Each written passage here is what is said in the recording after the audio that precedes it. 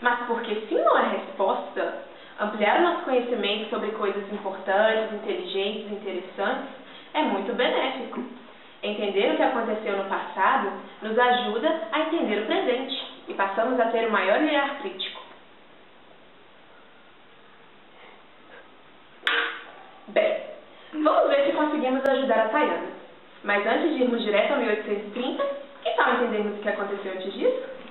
Primeiro, vamos entender os acontecimentos políticos e sociais que antecederam 1830 na Europa, pois naquela época, como todos sabemos, a Europa era o centro do mundo. Na França, em 1814, quando o Império Napoleônico teve fim, formou-se um congresso, o Congresso de Viena, onde grandes nações europeias se reuniram para redefinir o mapa europeu, modificado durante as conquistas napoleônicas.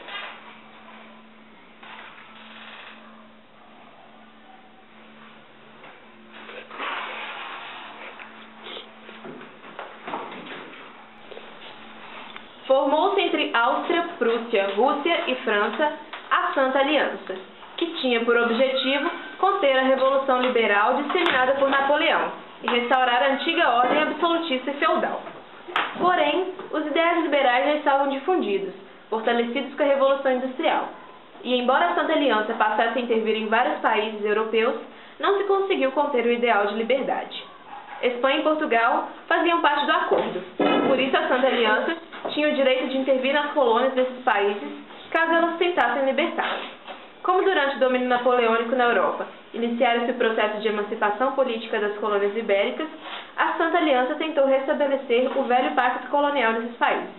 Só não teve sucesso devido à oposição da Inglaterra, que queria conservar a liberdade de comércio com a América, e dos Estados Unidos, que desejavam manter longe o absolutismo europeu. Viram como as coisas andavam animadas naquela época? Já começamos a entender como estavam os ânimos por lá.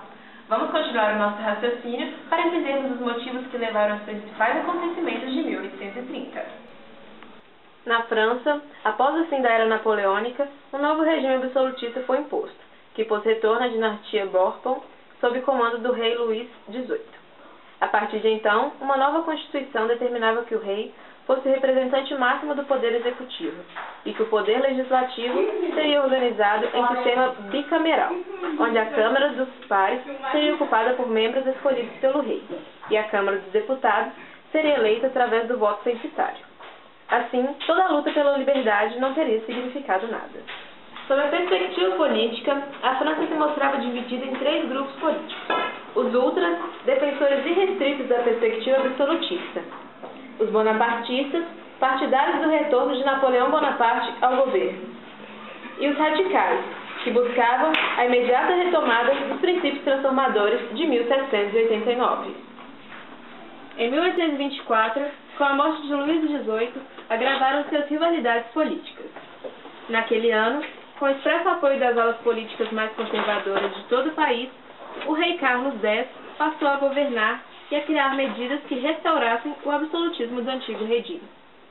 Ele indenizou os nobres que fugiram da França durante a Revolução, determinou a censura dos meios de comunicação e ampliou a participação da Igreja nas instituições educacionais.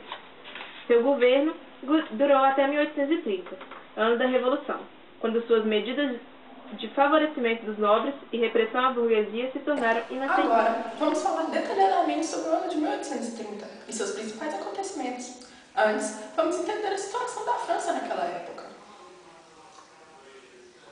Nesse ano, toda uma situação que já vinha perdurando há mais tempo, como podemos ver, eclodiu, unindo-se a ela alguns fatores. Na França, no ano de 1830, a vitória liberal nas eleições para deputado manifestou imediata reação contra o desenvolvimento de um governo tão conservador.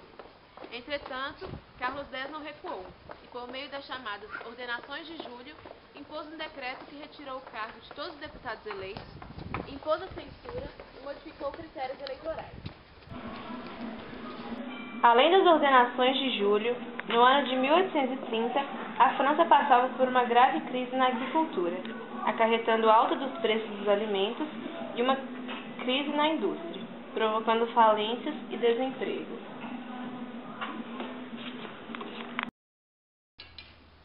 Sob a liderança do Duque Luís Felipe, jornais, estudantes, burgueses e trabalhadores iniciaram manifestações e levantes que conduziram à Revolução de 1830.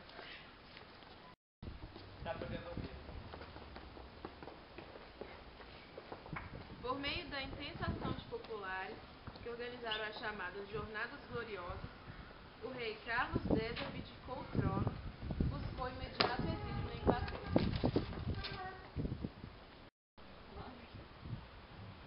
Dessa maneira, o Duque Luís Felipe foi quem assumiu o trono com o apoio da burguesia francesa. Em razão dessa associação, o novo monarca estabeleceu o fim de várias ações e leis de natureza absolutista, mas fez questão de preservar a excludente barreira política do voto censitário. Agora, nós falaremos sobre algumas revoluções que ocorreram em outros locais da Europa, que repercutiram dessa que vocês viram que ocorreu na França. A Bélgica, dominada pela Holanda após o Congresso de Viena, rebelou-se, proclamando sua independência, que teve apoio da França e Inglaterra. Havia grandes diferenças entre os dois povos. Os belgas eram católicos, falavam valão, que é parecido com o francês, eram industriais e partidários do protestantismo alfandegário. Os holandeses eram protestantes, falavam alemão, viviam do comércio e eram a favor do livre-cambismo.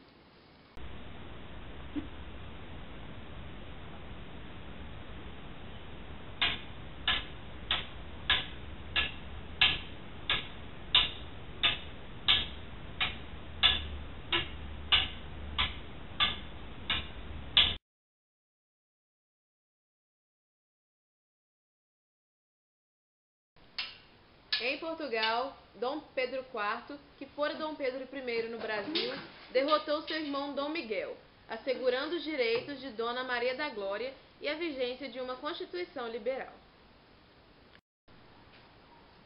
Na Espanha, a sucessão de Isabel ao trono foi contestada por Dom Carlos, absolutista, que foi derrotado pelo general Espartero, liberal, que promulgou uma nova Constituição.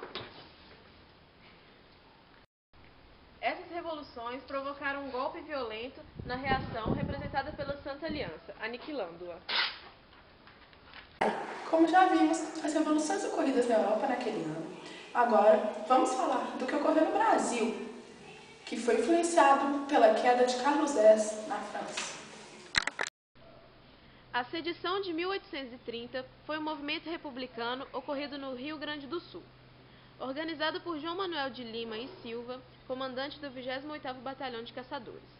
Soldados alemães do 28º, entre eles Otto Eise, queriam proclamar a República e investir Samuel Kerst como presidente.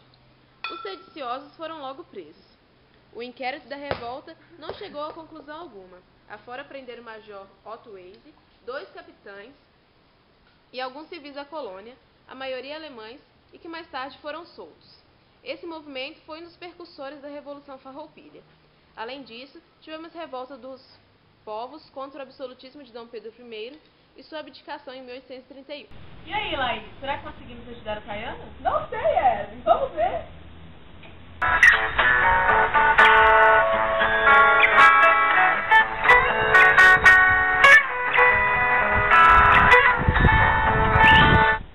Oi, Caiana, beleza? A prova de história, você já fez? Eu fui muito bem na prova de história. Eu achei um vídeo no YouTube de um grupo que explicou tudo que eu precisava. Nossa, sério? Então já que você já estudou, já foi bem na prova, vamos lá na casa do amigo jogar no videogame agora. Tá bom.